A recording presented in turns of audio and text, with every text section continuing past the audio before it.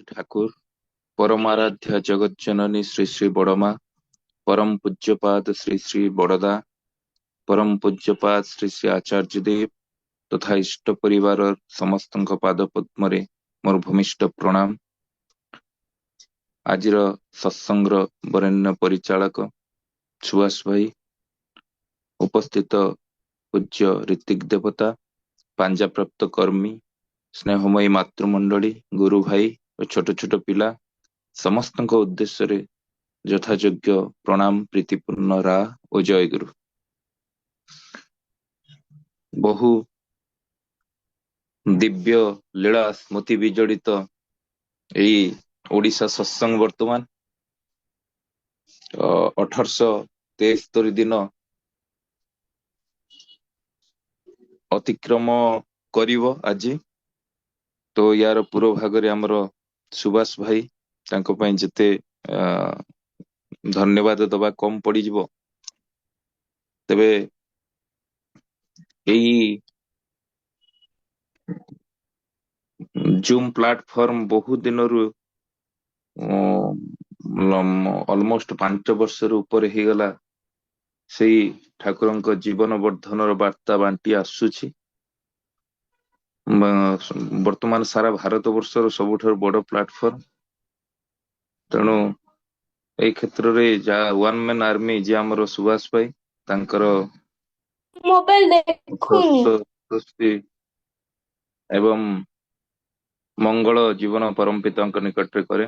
तेबे आज एठी बहु विषय को एठी कोनोसी मते आनी होनी, अनेक विषय एठी बहु बार आलोचना हो जाइछि। तो सेटा सेई विषय को एपट सेपट बुलेई बंकी कहिवा छड़ा एठी आउ सबु विषय बहु मात्रा आलोचना हो जाइछि। आमे भी सेते ज्ञानर अधिकारी ही नाही जे किछि नूतन विषय नहीं कि आपन किछि नुआ कथा कहिवा। से पुराना कथा जा भी हो, आज जो विषयटी नहीं अखंड व्यक्तित्व निर्माण रे जीवंत आदर्श। प्रथमे हमको बुझा हुए ये अखंड जीवनटा केमितिया।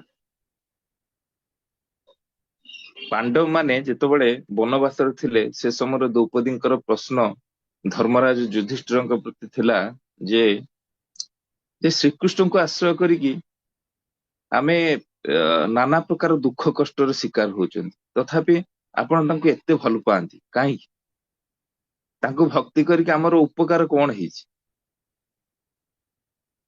युधिष्ठिर माने उत्तर द्रौपदी के देइथिले जे तुम सामना रे हिमालय रो जो उज्जवल श्रृंग देखा जाउची से त हमर किछि उपकार करू नै, तथापि तार सौंदर्यटा हमको आकर्षित करूची, हमको विमोहित करूची। सेथि पई आमे ताकू भल पाउचन।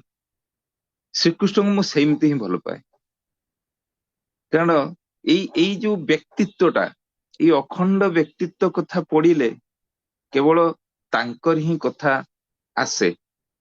साधन राज्य रे जो अहेतुक भक्तिर मोहनीयता एते सहज नहीं। जीवनटा जदि भक्ति रसायनित न हुए ताहले से जीवन जेमिति माने शुष्क सुखिला रसहीन। से भाया भक्ति मार्ग रे जदि आमे जानती ताहले भक्ति माने सेई खंडित न होइकी से अखंड जीवन दर्शन को नेइकी आमर एई जीवन चरम उपभोगटा संभव हेई थाए। परम पिता एई प्रेम भक्ति की आस्वादन करिया पई से मनुष्य रूप रे बारंबार अवतीर्ण हुअंती। भक्तिर प्राण हला सहज भल पाइबाटा। आ एई सहज भल पाइबाटा किंतु एते सहज साध्य नुहे। ए जो सहज भल पाइबा बहु जन्मर कर्म फल तपस्या न हले ए सहज भल पाइबाटा हृदय आसे माने आसे ना। आ बहु तपस्या कर्मफल थिले ही सहज भल पाइबाटा आसे। एई जो शर्तहीन, सहज माने शर्तहीन भल पाइबा, जो कथा द्रौपदी तांको पचारुथिला जे तमे तो किछि पाउन किंतु काहे तांको भल पाउछ, कारण सी सुंदर।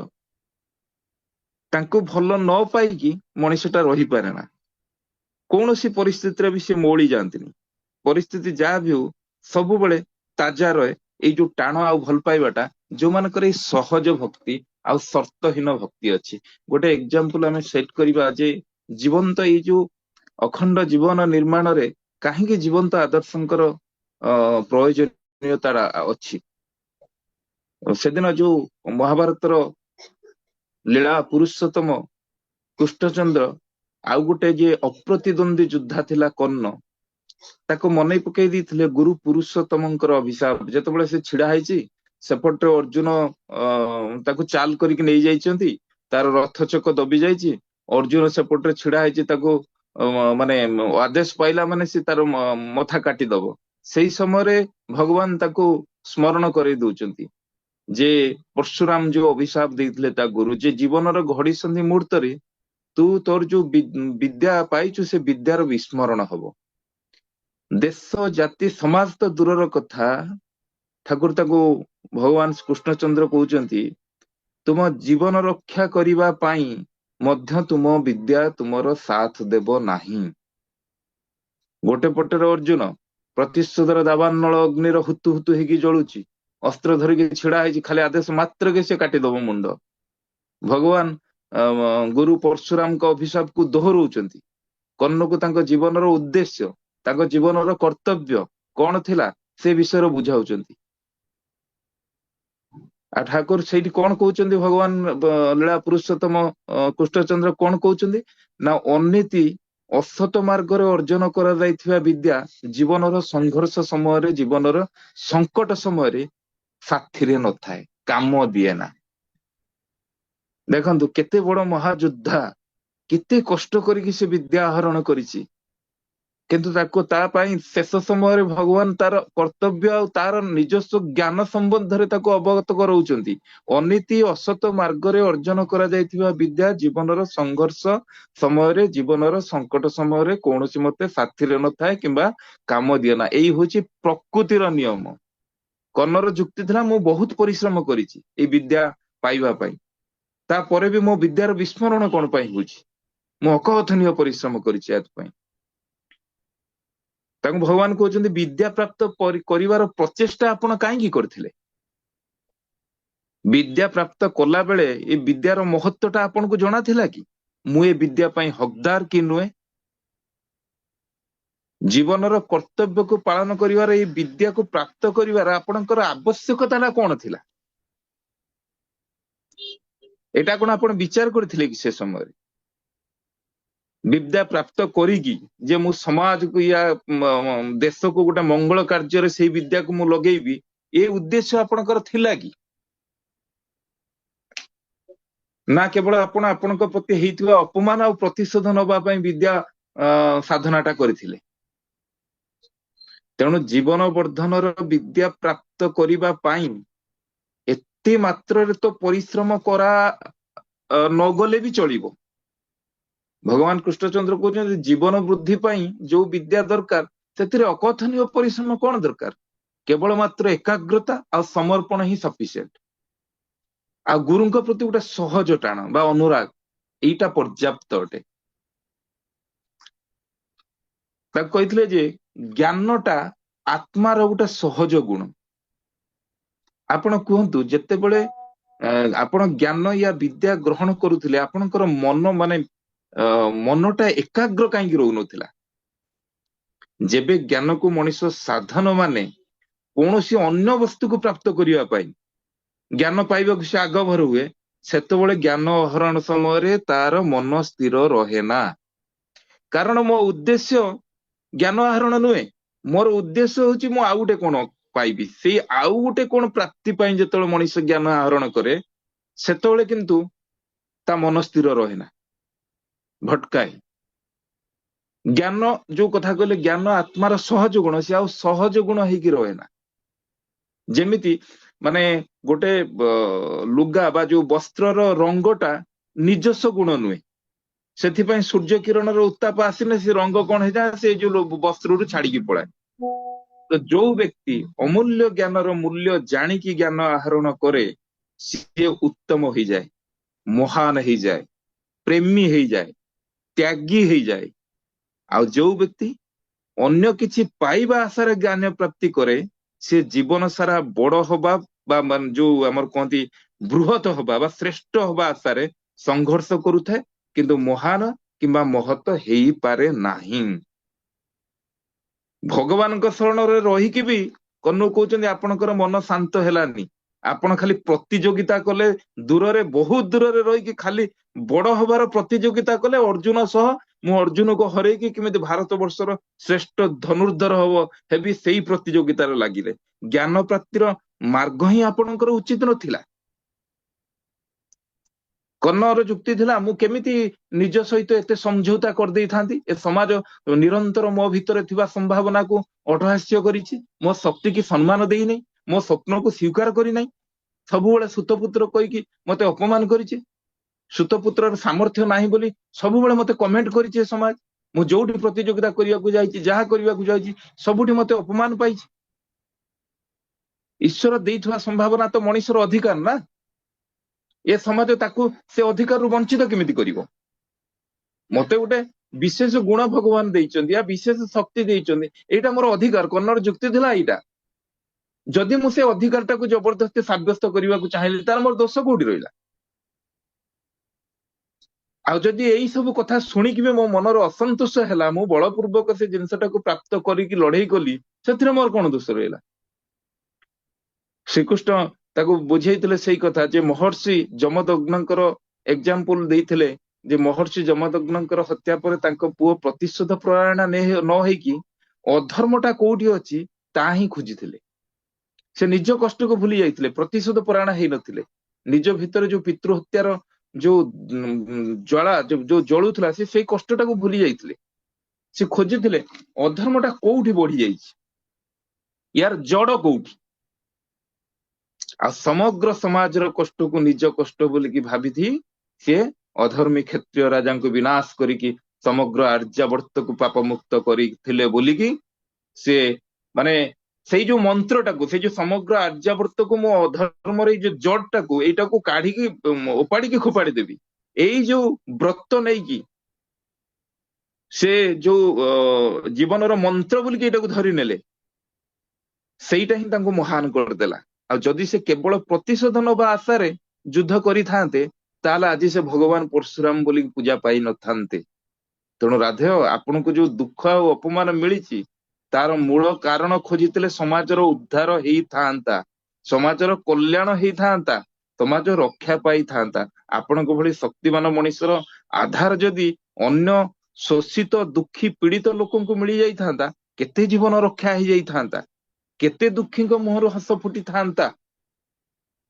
ଆପଣଙ୍କ ପାଖରେ ସମ୍ଭାବନା ବି ଥିଲା, ସାମର୍ଥ୍ୟ ବି ଥିଲା, ଆଉ ସେଇ କଷ୍ଟ ଯନ୍ତ୍ରଣାର ଅନୁଭବ ମଧ୍ୟ ଥିଲା। କାରଣ ଅନୁଭବୀଟା ବୁଝିପାରେ ସେ କଷ୍ଟଟା କେମିତିଆ, ସେ ଯନ୍ତ୍ରଣାର ଅନୁଭବଟା କର୍ଣ୍ଣଙ୍କ ପାଖରେ ଥିଲା। କିନ୍ତୁ ଆପଣ ଆପଣଙ୍କ ଜୀବନକୁ ସେମାନଙ୍କୁ ସମର୍ପିତ କରିନଥିଲେ। ଦୁଃଖୀ ରଙ୍କିକି ସମର୍ପିତ ନ କରିକି ଆପଣ ଆପଣଙ୍କ ଜୀବନକୁ ଦୁର୍ଯ୍ୟୋଧନକୁ ସମର୍ପିତ କରିଦେଲେ, ଯାହା ପାଖରେ କେବଳ ଅଧର୍ମ, କେବଳ ଅଧର୍ମ, ଅଧର୍ମ ଛଡା ଆଉ କିଛି ନଥିଲା। ଆଜି ଆପଣଙ୍କ ସ୍ଥିତିକି ଦେଖନ୍ତୁ, ଆପଣ ଦୁର୍ଯ୍ୟୋଧନ ପଟରେ ଛିଡା ହେଇଛନ୍ତି, ପାଞ୍ଚାଳିର ବସ୍ତ୍ର ହରଣର ଭାଗିଦାର ହେଲେ।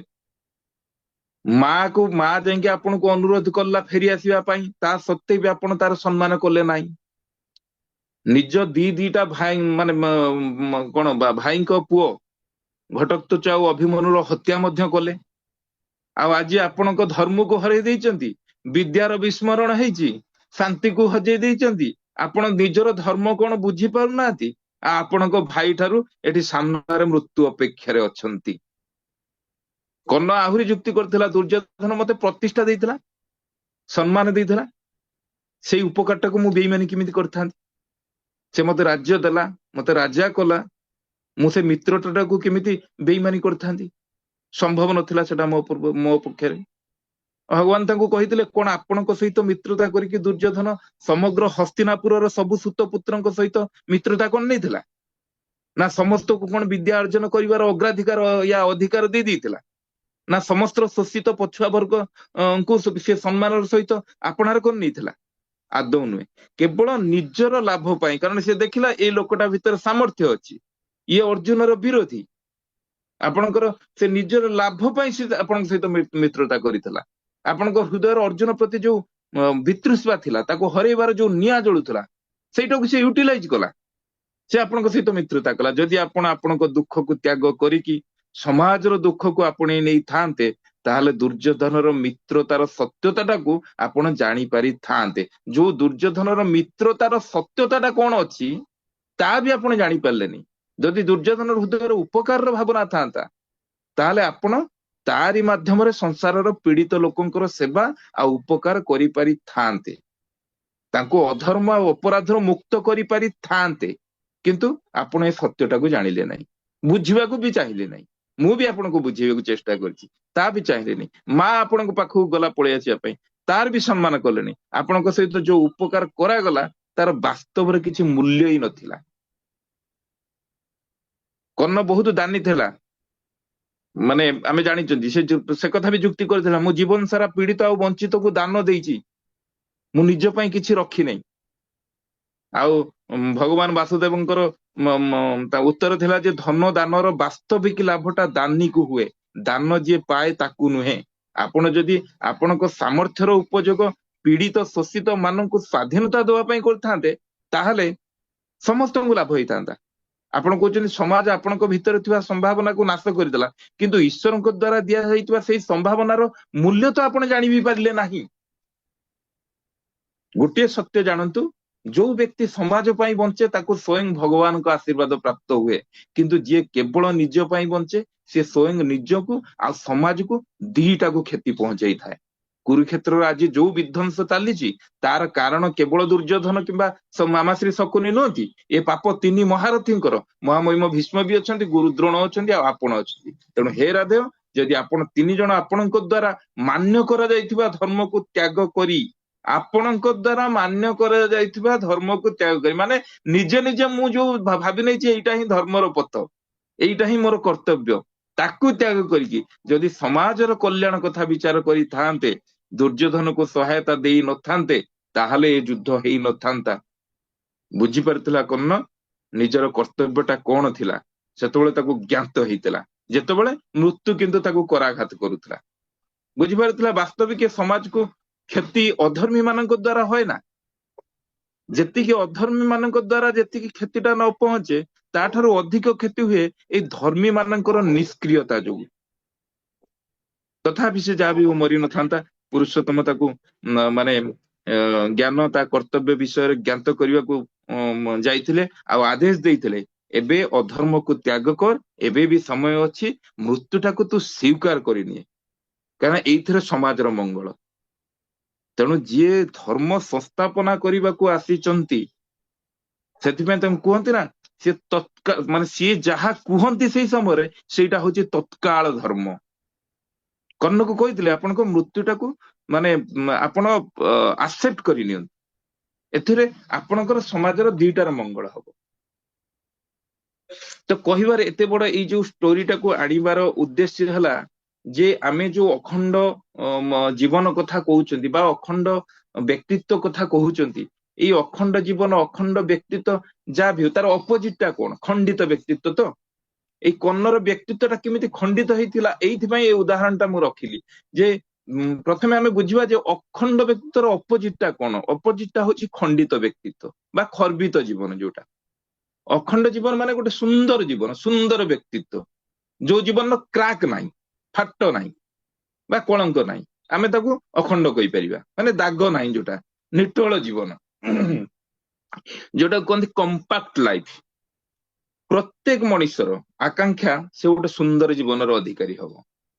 ଏଇଟା ମୋର ଆପଣଙ୍କର ସମସ୍ତଙ୍କର, ମୋର ଗୋଟେ ସୁନ୍ଦର ଜୀବନର କାମନା ଅଛି। କିନ୍ତୁ ଏଇ ଯେତେବେଳେ ଦେଖିବେ ଗୋଟେ ଶିଶୁଟା ଯେତେବେଳେ ଜନ୍ମ ନଉଛି ତା ଜୀବନଟା କିନ୍ତୁ ଖଣ୍ଡିତ ନଥାଏ। କେମିତି ଦେଖିବେ?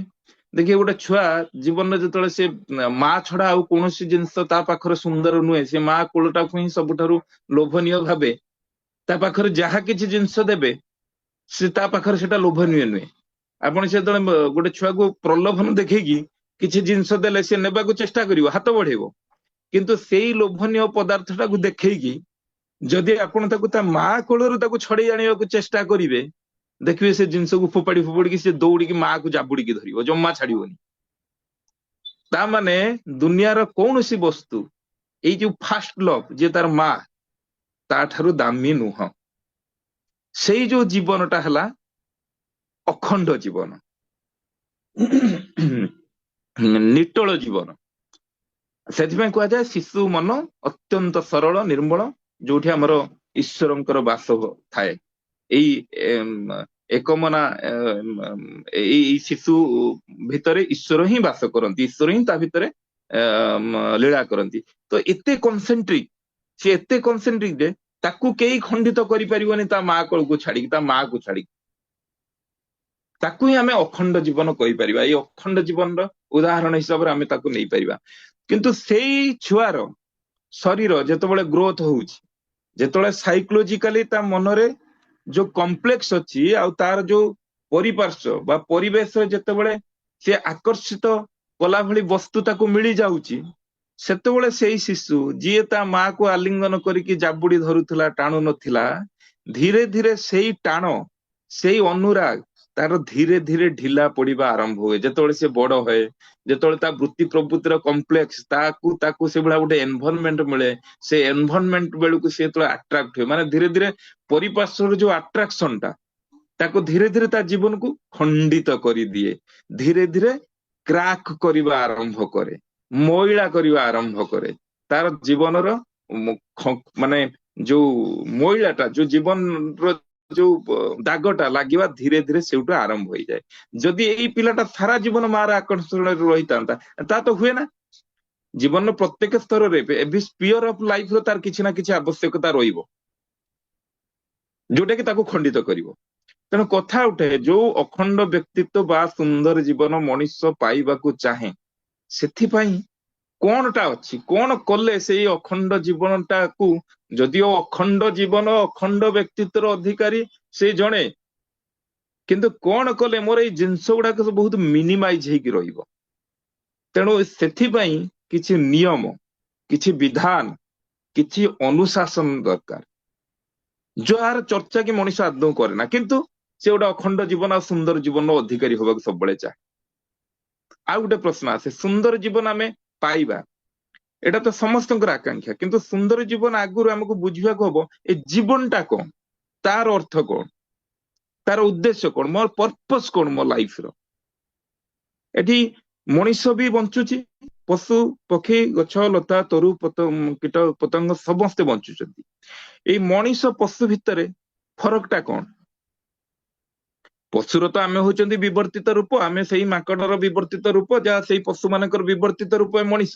ଏଇ ଯୋଉ ମଣିଷଟା ଆହାର ନିଦ୍ରା ଭୟ ମୈଥୁନ, ଏଇ ଯୋଉ ଚାରି ଦୃଷ୍ଟିକୁ ଆମେ ଯଦି ଦେଖିବା, ତାହେଲେ ମଣିଷ ଭିତରେ କିଛି ଅନ୍ତର ନାହିଁ, ମନୁଷ୍ୟ ଆଉ ପଶୁ ଭିତରେ କିଛି ଅନ୍ତର ନାହିଁ। ଯଦି ଚାରିଟା ଦୃଷ୍ଟିରୁ ଦେଖିବା, ଆହାର ନିଦ୍ରା ଭୟ ମୈଥୁନ, ଏଥିରେ ମଣିଷ ଆଉ ପଶୁ ଆଦୌ ଅନ୍ତର ନୁହନ୍ତି।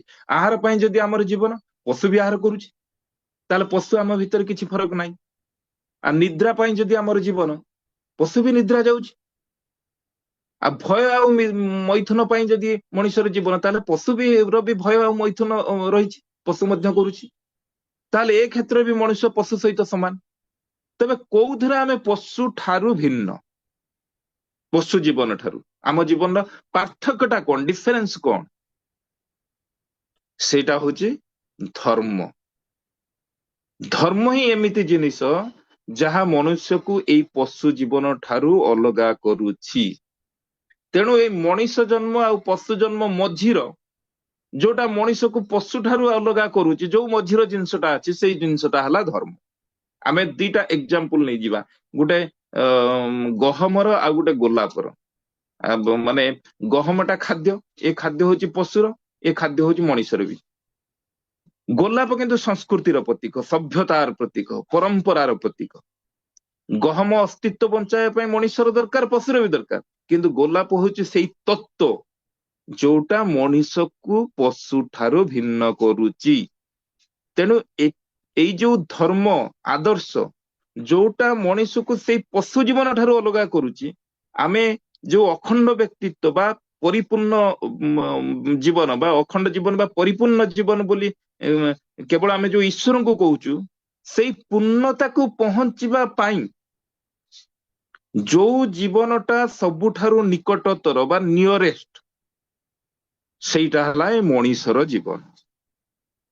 ତେଣୁ ଜୀବ ଜଗତରେ ଏକମାତ୍ର ପ୍ରାଣୀ ମନୁଷ୍ୟ ଯିଏକି ଈଶ୍ୱରଙ୍କୁ ପ୍ରାପ୍ତି କରିପାରେ, ଆଉ କୌଣସି ପ୍ରାଣୀ ନୁହଁ। ମନୁଷ୍ୟ ହିଁ ଈଶ୍ୱରଙ୍କର ସନ୍ଧାନ ଏକମାତ୍ର କରେ। ସେଇ ପଥକୁ ଅନୁସରଣ କରିକି ମଣିଷ ଈଶ୍ୱର ହବାକୁ ଚାହେଁ। ଏଇ ଜାଗାରେ ମନୁଷ୍ୟଟା ପଶୁ ଠାରୁ ଅଲଗା। ବାକି ନିଦ୍ରା, ଆହାର, ଭୟ, ମୈଥୁନ ଏ ଚାରିଟା ଦୃଷ୍ଟିରୁ ମଣିଷ ପଶୁ ସହିତ ସମ୍ପୂର୍ଣ୍ଣ ସମାନ। ଏଇ ଧର୍ମର ସଂଜ୍ଞା ଠାକୁର ଦେଲେ ବଞ୍ଚିବା ବଢିବା, ବଞ୍ଚିବା ଆଉ ବୃଦ୍ଧି ପାଇବା। ବଞ୍ଚା ବଢାର ମର୍ମ ଯା, ଠିକ ଜାଣିଥା ଧର୍ମତା। ତ ଏଠି ତ ଦେଖାଯିବ, ଆମେ ନର୍ମାଲି ଦେଖିବା ସୃଷ୍ଟିର କୋଣେ କୋଣେ ଖୁବ ଛୋଟ ଜୀବ, ତାର ବି ଗୋଟେ ଗ୍ରୋଥ ଅଛି, ଯୋଉଟା ଭିଜିବୁଲ ନୁହେଁ, ଦେଖାଯାଏ ନା। ବେଶୀ ଭାଗ ଗ୍ରୋଥଟା କେବଳ ମଣିଷର ଦେଖାଯାଏ, ଅନ୍ୟ କୌଣସି ଜୀବର ଗ୍ରୋଥ ଦେଖାଯାଏ ନା। ଗଛ ଲତା ପଶୁ ଜୀବନର ବି ଗ୍ରୋଥ ଅଛି, ବର୍ଦ୍ଧନା, ଯୋଉଟା ବର୍ଦ୍ଧନା କହନ୍ତି। ଆମେ ତ ତାର ବି ଗ୍ରୋଥ ବି ଦେଖିବାକୁ ପାଉ। ଖାଲି ଜୀବନ ନୁହେଁ, ଜୀବନ ମାନେ ଆମେ ଜୀବନଟା କେବଳ ଚାହୁଁନାହାନ୍ତି, ଜୀବନ ତ ସମସ୍ତଙ୍କର ଅଛି, ସମସ୍ତେ ବଞ୍ଚିବେ। ବଞ୍ଚିବା ସହିତ ଏଇ ଗ୍ରୋଥ, ଯୋଉ ବୃଦ୍ଧି ପାଇବାଟା ଦରକାର। କୌଣସି ଲୋକ ଜନ୍ମ ହେଇକି ଖାଲି ବସିକି ରହୁନି, ସିଏ ସବୁବେଳେ ଚାହୁଁଛି ମୁଁ ବୃଦ୍ଧି ପାଇବି। ଏଇ ଯୋଉ ବଢିବାର ପ୍ରଚେଷ୍ଟା, ଯାହା ଆଜିକାର ଅନେକ ବ୍ୟକ୍ତିତ୍ୱଙ୍କ କ୍ଷେତ୍ରରେ ଦେଖାଯାଏ, ସେମାନେ ବଢିଯିବାକୁ ଚାହାନ୍ତି, ଯାହାକୁ ଆମେ କହୁଛନ୍ତି ଆମ୍ବିସନ। ଏଇ ଯୋଉ ବଢିବାକୁ ମୁଁ ଚାହୁଁଛି, ଏଇ ଯୋଉ ଆମ୍ବିସନ, କାଲି ପୁଣି ଆଉ ଟିକେ ଏମିତି ଏମିତି ଯୋଉ ମାନେ ଗୋଟେ ଆମ୍ବିସନ କୁ ଗଲି, ସେ ଆମ୍ବିସନ ଫୁଲଫିଲ ହେଲା, ପୁଣି ମୋର ବଢିବାର ପ୍ରଚେଷ୍ଟା, ପୁଣି ମୋର ବଢିବାର ପ୍ରଚେଷ୍ଟା। ଏଇ ଯୋଉ ହବାର ଯୋଉ ଆକାଂକ୍ଷା, ମୁଁ ଆଉ ଟିକେ ବଢିବି, ମୁଁ ଆଉ ଟିକେ ବଢିବି, ମୁଁ ଆହୁରି ଆଉ ଟିକେ ଅଧିକ ହେବି, ଯାହାର ଯେମିତି ଆମ୍ବିସନ, ସେ ସେଇ କ୍ରମରେ ହିଁ ଜୀବନ ଯାତ୍ରାଟାକୁ ଆରମ୍ଭ କରିଥାଏ। ଆଉ ଯେତେବେଳେ ଜୀବନ ଆରମ୍ଭ ମନୁଷ୍ୟ କରେ, ସେ ଗୋଟେ ଗୋଲ ସେଟ କରେ। ଆଉ ସେଇ ଗୋଲ ଗୋଟେ ଜାଗାରେ ସ୍ଥିର ରହେ ନା, ଷ୍ଟେଜ ପରେ ଷ୍ଟେଜ ସେଟା ବଦଳି ଚାଲେ। ଜୀବନର ଗୋଟେ ଷ୍ଟେଜରେ ଗୋଟେ ଗୋଲ ସେଟ କଲି, ପୁଣି ମତେ ସମୟ ଆସିଲା, ମିଳିଗଲା, ସେ ଗୋଲଟା ବି ଚେଞ୍ଜ ହବ ମୋର। ତେଣୁ ଏଇ ଯୋଉ ମିଶନ, ଲାଇଫର ଯୋଉ ଗୋଲ, ତାକୁ ପାଇବାକୁ ଆମେ ଦୌଡ଼ିବା ଆରମ୍ଭ କରିଦିଅନ୍ତି। ସପୋଜ କାହାକୁ ଡକ୍ଟର ହବାର ଅଛି, ସେ ଗୋଲ ସେଟ କରିଛି। କାହାକୁ ଇଞ୍ଜିନିୟର ବି ହବାର ଅଛି, ସିଏ ବି ଗୋଲ ସେଟ କରିଛି, ଆମ୍ବିସନ ସେଟ କରିଛି। କିଏ ଏମିତି ମାନେ ଦେଖିବେ ଘର ବାଡି ଗାଡି ଏସବୁ କରିବାର ବି ଗୋଲ ସେଟ କରିଛି।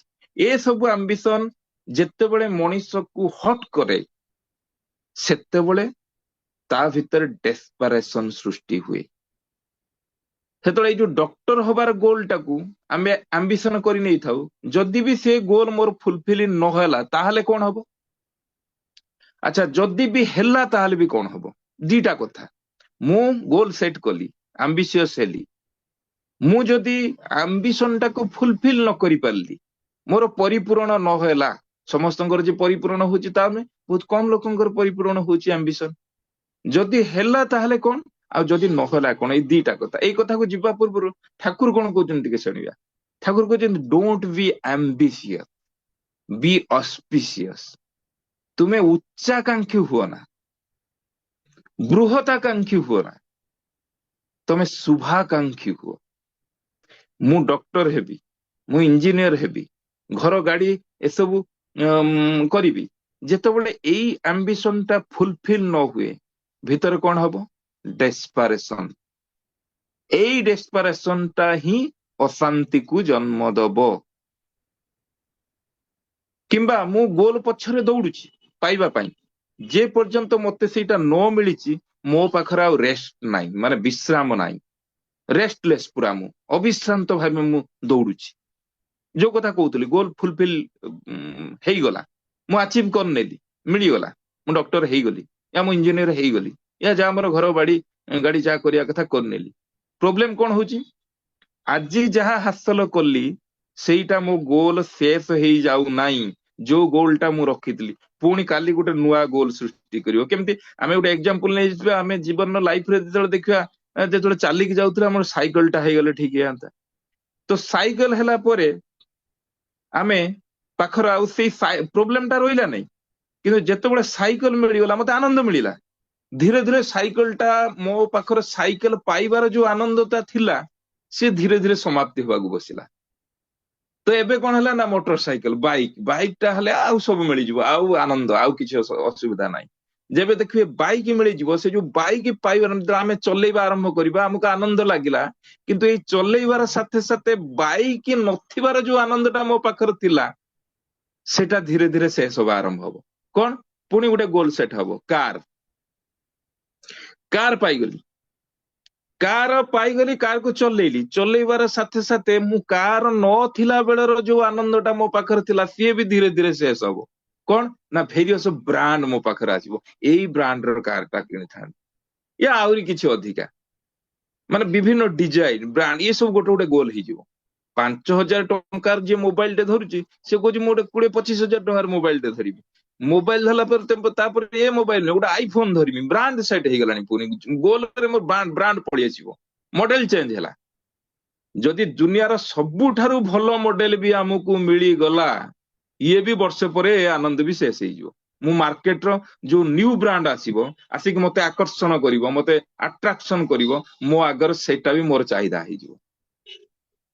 ଠିକ ଅଛି, ଆମ୍ବିସନ ଏଠି ଆଚିଭ ହେଇଗଲା, ଏଟା ତ ଆମ୍ବିସନ ଆଚିଭ ହେଇଯିବାର କଥା, ଯାହା ଲକ୍ଷ୍ୟ ରଖିଥିଲେ ପାଇଗଲି। କିନ୍ତୁ ଜୀବନରେ ଏମିତି ଅନେକଙ୍କର ଥାଏ, ଯୋଉମାନଙ୍କର ଗୋଲ ସେଟ କରିଥାନ୍ତି, ୟା ଆମ୍ବିସନ ସେଟ ଥାଏ, ସେଟା ପରିପୂରଣ ହୁଏ ନା, ସେମାନେ ଫେଲୁଅର ହୁଅନ୍ତି।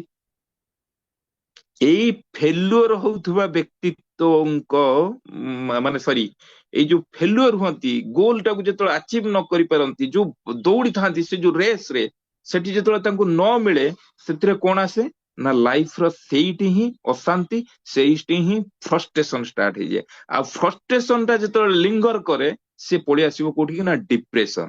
ଆଉ ଡିପ୍ରେସନ ଗୋଟେ ଏମିତି ସ୍ଥିତି ଆଜିକାର ଦୁନିଆରେ, ଗୋଟେ ଏମିତି ବିମାରୀ ଯୋଉଟା ଖତରନାକ ରୂପ ଧରିବାକୁ ଯାଉଛି, ଅବସାଦ, ଜୀବନ ପ୍ରତି ବିରକ୍ତି, ଜୀବନ ପ୍ରତି ବିତୃଷ୍ଣା। ଆଉ ଡିପ୍ରେସନରେ ଆଟାକ ହୋଇଥିବା ବ୍ୟକ୍ତିତ୍ୱ ଭାବେ, ମୁଁ ଦୁନିଆର ସବୁଠାରୁ ମାନେ ମୋଷ୍ଟ ଓର୍ଥଲେସ୍ ଫେଲୋ, ମୋ ଜୀବନର କିଛି ମାନେ ନାହିଁ, ମୋ ଜୀବନର କିଛି କରିପାରିଲି ନାହିଁ, ମୋ ଜୀବନ ଅନ୍ୟମାନଙ୍କ ଠାରୁ ବହୁତ ଛୋଟ। ଆଉ ଡିପ୍ରେସନ ଟା ଶେଷ ହଉଛି ସୁଇସାଇଡରେ। ଅନେକ ତରୁଣ ମାନେ ଯୁବକ ଯୁବତୀ ଆଜି ଏଇ ରୋଗର ଶିକାର, ଆଉ ଏଟା ବି ଘଟୁଛି। ତେଣୁ କଥା ହେଲା, ଏଇ ଯୋଉ ଆମ୍ବିସନ ଆମେ ତିଆରି କରୁ, ସିଏ ଯେତେବେଳେ ସାମ୍ନାରେ ଥିବ, ମଣିଷକୁ ଛୋଟ କରିକି ନିଜେ ବଡ ହବାକୁ ମୁଁ ଚାହିଁବି। ଆଜିକା ଡେଟରେ ଆମେ ଯଦି କହିବା କାହାରିକୁ ବି, ମାନେ ତମେ ଆମ୍ବିସିୟସ ହୁଅ ନା, ସିଏ କହିବ ଏଟା ପାଗଳଟା। ଲାଇଫର ବିନା ଆମ୍ବିସନ, ବିନା ଗୋଲ ସେଟରେ ଜଣେ ବଡ ହବ କେମିତି, ଜଣେ ଆଚିଭ କରିବ କେମିତି ସେ ଗୋଲକୁ? କିନ୍ତୁ ପୁରୁଷୋତ୍ତମ ଯେତେବେଳେ ଆସନ୍ତି ନା, ସେ ଆମର ଏଇ ସର୍ବ ପୂର୍ବ ମାନେ ଧାରଣା ଯୋଉଗୁଡାକ ଥାଏ, ବା ଚିରାଚରିତ ଧାରଣା ଯାହା ଥାଏ, ତା ଉପରେ ଆଗେ ପ୍ରହାର କରନ୍ତି। ଯୋଉ ନର୍ମାଲ ଚଳଣିଟା ଆମର ଥାଏ, ସେଇ ଚଳଣିର ପରିବର୍ତ୍ତନଟା ସେ ଆରମ୍ଭ କରନ୍ତି। ସେଥିପାଇଁ ସେ କହୁଛନ୍ତି ଡୋଣ୍ଟ ବି ଆମ୍ବିସିୟସ, ବି ଅସ୍ପିସିୟସ। ତୁମେ ଶୁଭାକାଂକ୍ଷୀ ହୁଅ, ବୃହତାକାଂକ୍ଷୀ ହୁଅ ନା। ଯୋଉଟା ଜୀବନ ପାଇଁ ଶୁଭ, ଯାହା ଜୀବନ ପାଇଁ ଅମୃତ, ତାହା ହିଁ ହୁଅ। ଠାକୁର ପରିବାର ଦେଖନ୍ତୁ, ଠାକୁରଙ୍କ ଛଡା ସେମାନଙ୍କର ଆମ୍ବିସନ କଣ? ଠାକୁର କହିଲେ ଜୀବନର ଉଦ୍ଦେଶ୍ୟ କିନ୍ତୁ କଣ? ଈଶ୍ୱର ପ୍ରାପ୍ତି। ଜୀବନର ଉଦ୍ଦେଶ୍ୟ ଠାକୁର କହିନାହାନ୍ତି କୋଉଠି ଗୋଲ ସେଟ କରିକି ମୁଁ ଡାକ୍ତର ଇଞ୍ଜିନିୟର ଇଏ ହେବି ବୋଲି। ଜୀବନର ଉଦ୍ଦେଶ୍ୟ ହଉଛି ଈଶ୍ୱର ପ୍ରାପ୍ତି। ତାପରେ ଏଇ ଜିନିଷ ଗୁଡାକ ଆସିବ କେମିତି, ସେଇଠିକି ଯିବା ଆମେ। ଯେ ଠାକୁର ହେଲେ ଈଶ୍ୱର ପ୍ରାପ୍ତି, ତ ମାନେ ଗଡ ରିଅଲାଇଜେସନ ଯୋଉଟା କହନ୍ତି। ଆଉ ଏ ଈଶ୍ୱର, ଆମେ ଯୋଉ ଆକାଶର ଭଗବାନଙ୍କୁ ଦେଖୁଛନ୍ତି ସିଏ ନୁହେଁ। ବେୱାର ଅଫ ଦେମ ହଉଛି ଗଡ ଇଜ ଇନ ଦି ସ୍କାଏ। ସାବଧାନ ସେଇମାନଙ୍କୁ ଯୋଉମାନଙ୍କର ଆକାଶର ଭଗବାନ ଅଛନ୍ତି। ମାନେ ଏ ଆକାଶର ଭଗବାନ ହଉଛନ୍ତି ଆମର ବୃତ୍ତି ପ୍ରବୃତ୍ତି ଦ୍ଵାରା ଗଢା ଯାଇଥିବା, ବା ବୃତ୍ତି ପ୍ରବୃତ୍ତିକୁ ନେଇକି ଧାରଣା କରାଯାଇଥିବା କିଛି ଛବି। ଈଶ୍ୱରଙ୍କ ଛବି ସ୍ୱୟଂ ଈଶ୍ୱର ହିଁ କହିପାରିବେ। ଯେତେବେଳେ ସେ ନିଜକୁ ସୀମାୟିତ କରିକି, ମାନେ ସେଇ ଅନନ୍ତ ଅସୀମ ଯେତେବେଳେ ସୀମାୟିତ ହେଇକି ଆସନ୍ତି, ଆମେ ତାଙ୍କୁ କେବଳ ଦେଖିବାର ୟା ଅନୁଭବ କରିବାର ଯଦି ସେ ଜଣେଇ ଦିଅନ୍ତି ଦୟା କରିକି, ସେ ସୁଯୋଗଟା ପାଉ। ଅସୀମ ଯখন ସସୀମ ହୁଏ, ଅସୀମ ଯେତେବେଳେ ସସୀମ ହୋଇ ସୀମାରେ ନିଅନ୍ତି ସ୍ଥାନ, ବୃତ୍ତିଭେଦୀ ଟାଣ ହେଲେ ଯାଇ ଦେଖିବୁରେ ଭଗବାନ। ସେତେବେଳେ କଣ ହୁଏ, ସସୀମ ହେଇକି ଯେତେବେଳେ ସେ ଧରାଧାମରେ ଆସନ୍ତି, ଆଉ ଆମକୁ ସେ ଦୃଷ୍ଟିଟା ପ୍ରଦାନ କରିଥାନ୍ତି, କିଛି ମାତ୍ରାରେ ଆମକୁ ଆଭାସ ମିଳେ, ଇଏ ହଉଛନ୍ତି ଈଶ୍ୱର। ଈଶ୍ୱର ଏଇଭଳି। ଏଇ ଈଶ୍ୱରଙ୍କୁ ଯେତେବେଳେ ଆମେ ପରିବାରରେ ସମସ୍ତେ ଗ୍ରହଣ କରନ୍ତି, ଯୋଉ ପରିବାରର ଇଷ୍ଟ ମୁଖ୍ୟ ହେଇ ଉଠନ୍ତି, ସେଇ ପରିବାରର ଥିବା ଶିଶୁଟା ମନରେ ପ୍ରଥମ ଆମ୍ବିସନ ଆମେ ଇଞ୍ଜେକ୍ଟ କରନ୍ତି କଣ ନା ତୋ ଜୀବନର ଉଦ୍ଦେଶ୍ୟ ହେଲା ସେଇ ଇଷ୍ଟ ଆଦର୍ଶଙ୍କୁ ନିଜ ଜୀବନରେ ସଞ୍ଚାରିତ କରିବା।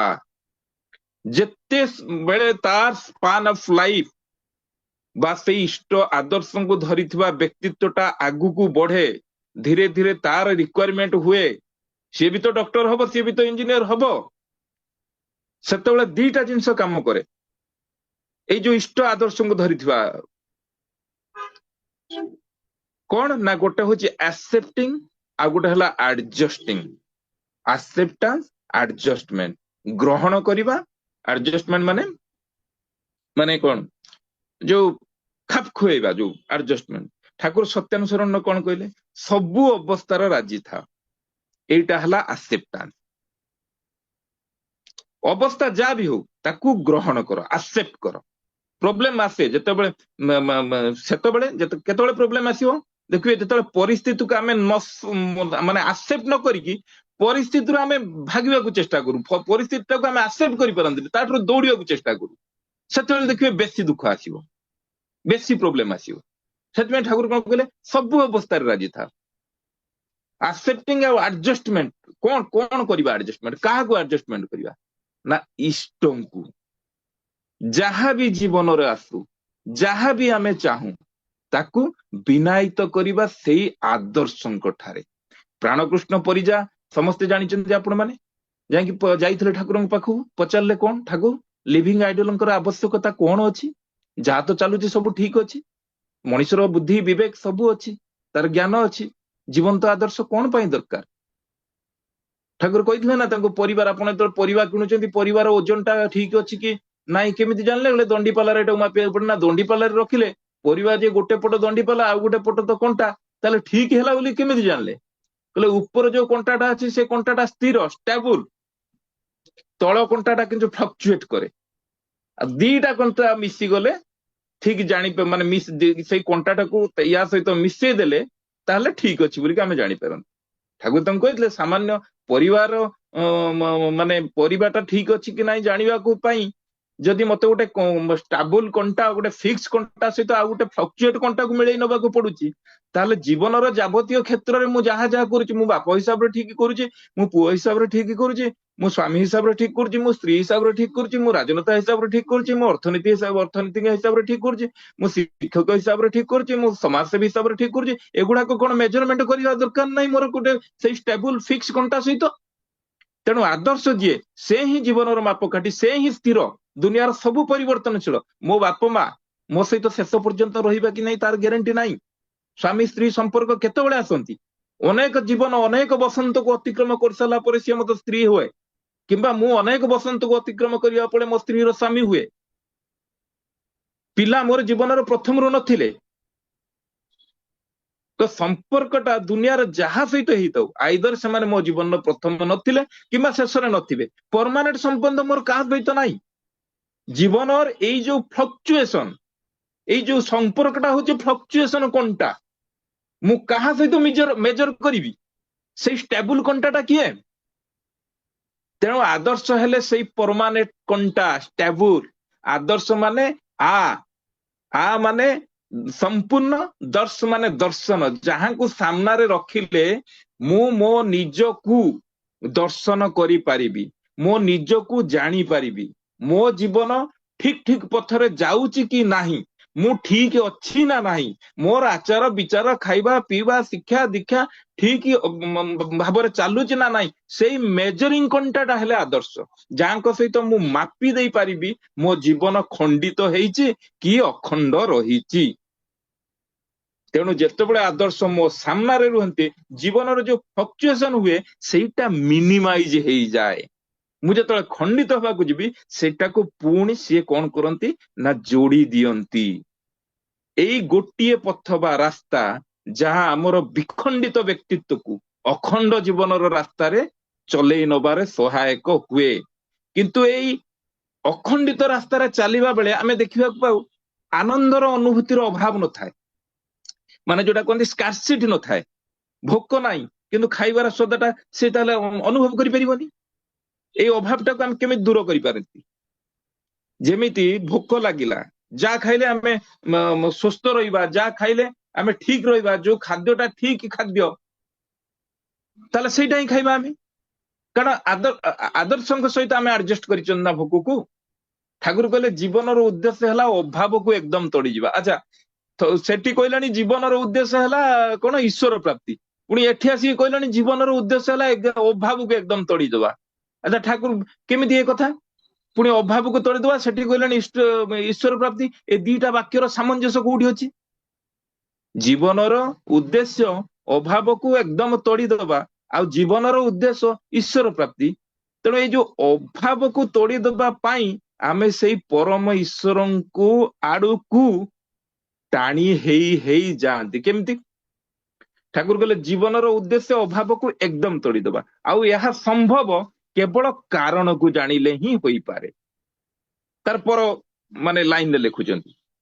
ପୁଣି କଣ କହିଲେ ନା, ନା ଏଇଠି ଦେଖନ୍ତୁ, ଏଇଠି ମ୍ୟାଚ ହେଲା। ଅଭାବରେ, ଅଭାବ କଥା କହିଲେ ତାପର ଲାଇନରେ ଲେଖିଲେ ଅଭାବରେ ପରିଶ୍ରାନ୍ତ ମନ ହିଁ ଧର୍ମ ବା ବ୍ରହ୍ମ ଜିଜ୍ଞାସା କରେ, ନତୁବା କରେ ନା। ତେଣୁ ଏ ଅଭାବ ଯଦି ମଣିଷ ଜୀବନରେ ନ ଆସେ, ମଣିଷ ସେଇ ଈଶ୍ୱର ବା ଧର୍ମ ପଥରେ ଚାଲିବ ନାହିଁ।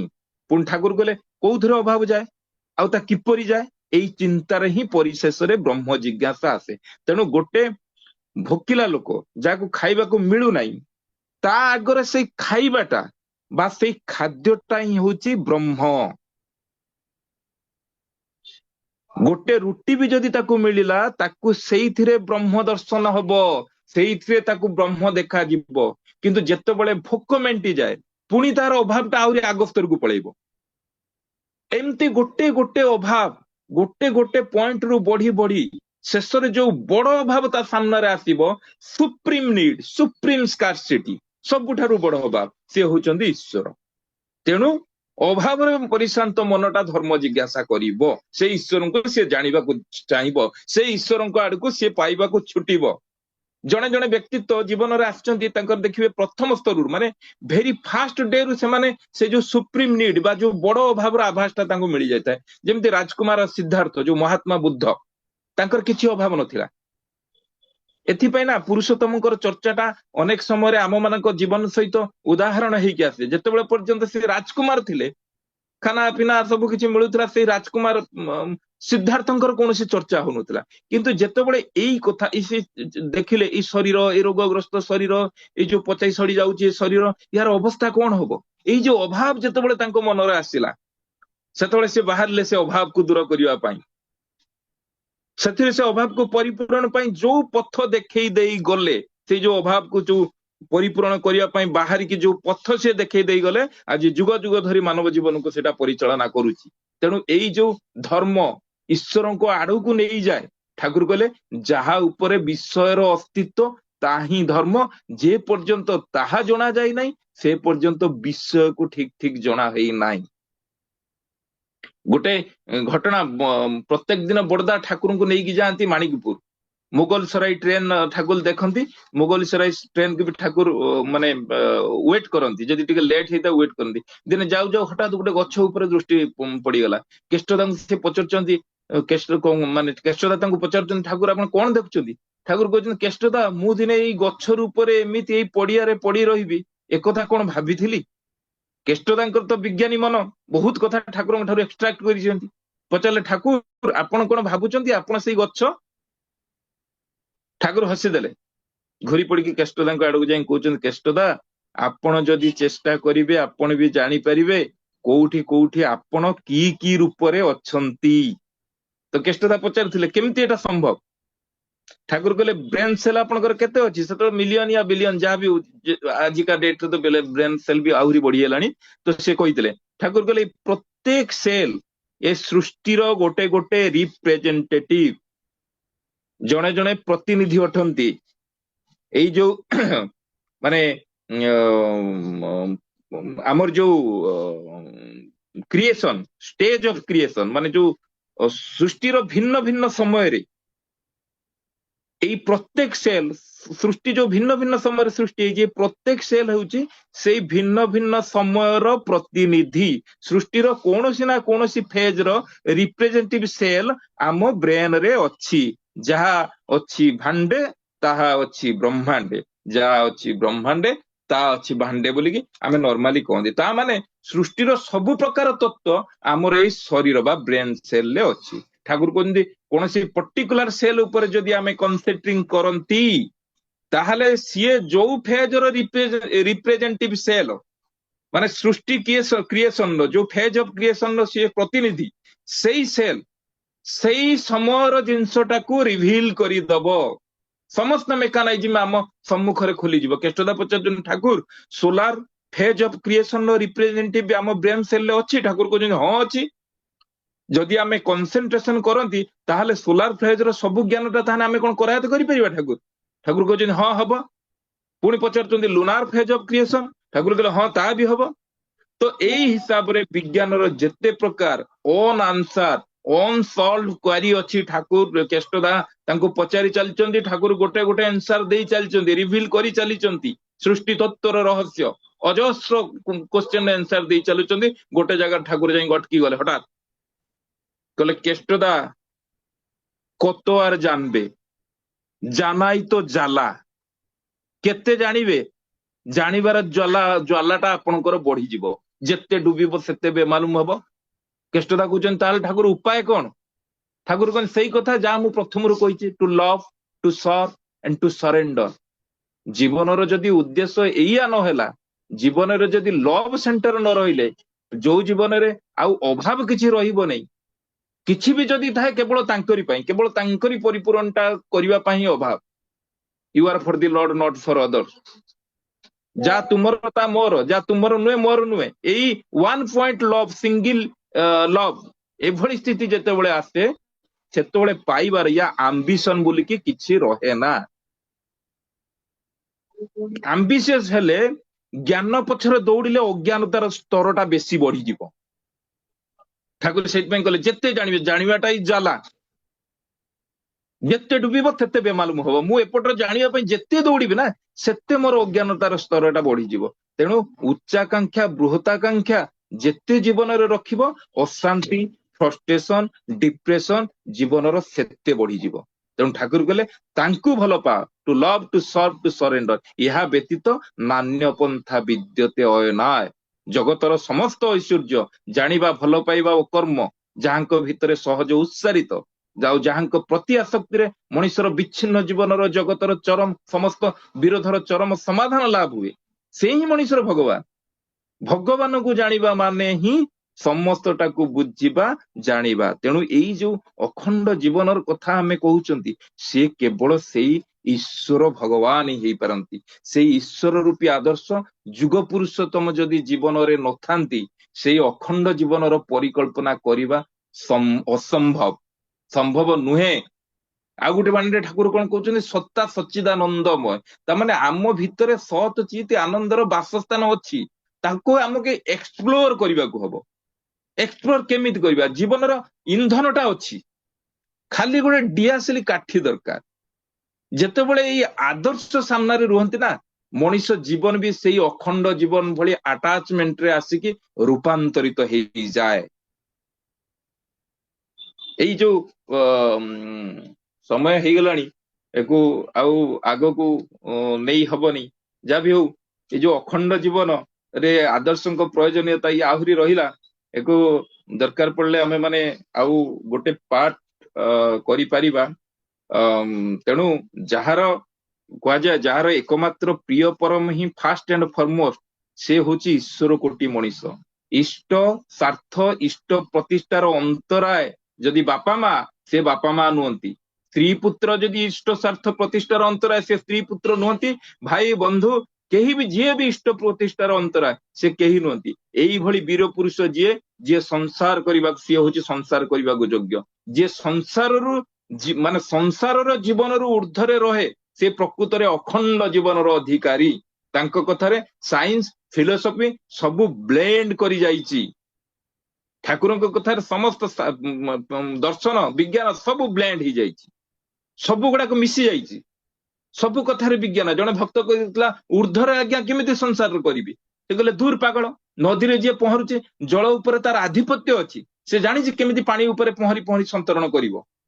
तू साला जदि पहरा जानी नथिबु गभीर जल भितर तू लंफ प्रदान करिबु जदि ढिया मारिबु ताहले बुड़ी जीवाटा ही सार हबो तो खंडित होई जीवो तोर जीवन कारण जल ऊपर तोर आधिपत्य नाही दरकार प्रवृत्ति परभेदी अनुराग पैशन ऊपर कंप्लीट कंट्रोल जे जीवन आदर्श निर्देश चले माने एति आदर्श ऑर्डर देले मोर समस्त विद्या बुद्धि कि मु लगे देली ताको परिपूर्ण करबा पई वृत्ति प्रवृत्ति पछकु टाणिबो जेतेबेले एगुडा को मोर कंट्रोल ले नाहंती एमाने सब मते पछकु टाणिबे एटा स्वाभाविक मो जीवार रास्ता को मो आगु को बढ़िबार रास्ता को अवरोध करिवे शास्त्र कोन कहूची चरेईबती तुमे आगु को चलो तुमे सूर्य को देख विराम नाही विश्राम नाही निरंतर गतिशील ठाकुर ए अखंड जीवन कथा कहउचंदी जार प्रवृत्ति परभेदी टाणा अछि से अवश हुए ना से अस्थिर हुए ना से विचलित हुए ना से शक्तिशाली स्थिर मस्तिष्क दृढ़ पदक्षेप चले भक्त जीवन साधन भजन करू करू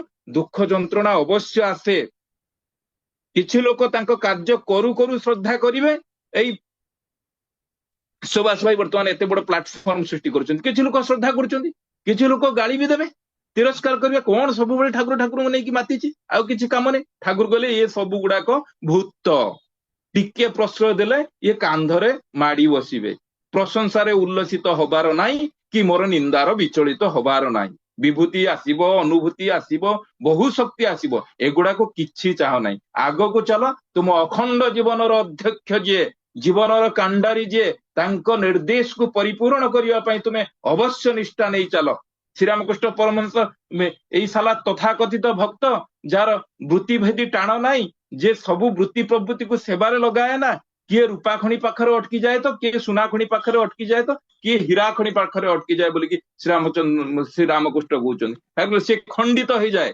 अखंड जीवन नहीं कि तार मालिक संगरे साक्षात्कार हुए ना भक्त जे से भूली जाए ना यही सब लोभान्वित जिनिस देखिकी से मालिक को देखा करने को चाहे कारण जड़े से विश्व अधिनायक से विधि विधायक भक्त कहे मोर प्रभु मु तांको नित्य दास तांकर शेष नाही मु निरंतर चलिबी मु दासानुदास ए साधनार शेष नाही फुराबना आमी फुराबना तुमी जुजन होइबो होए एकाकार अनंत विवर्तन अछि विराट बड़ साधक हेई गली ता नुए जेतेबेले ये अहंकार उदय हुए वृत्ति प्रवृत्ति माने बिराड़ी भड़ी छक्की की बसी थांती जेतेबेले ये अहंकार टिके माने उद्रेक हबो ना से चटकिना माडी बसिबे सेई मुहूर्तर जा भी हो अनेक समय आज हो गलानी तो आउ आगो को जाई होनी याकू आ गोटे जदि भल लगी था आपण मानक आ गोटे पाठ करिवा तो आपण मानक समस्तंकर मंगल प्रार्थना करी मोर जाजन को एट मु विराम दोची जय गुरु सुभाष।